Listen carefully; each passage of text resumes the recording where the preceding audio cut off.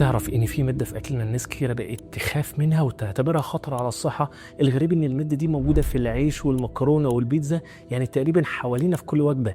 اللي مش كتير يعرفوا ان الماده دي في الاساس بروتين طبيعي بيدي العجين ميزه ان يكون طري، لكن ليه ناس بقت تقول انها مضره بالصحه ولازم نمنعها خالص. طب مش نعرف ايه هي الماده دي؟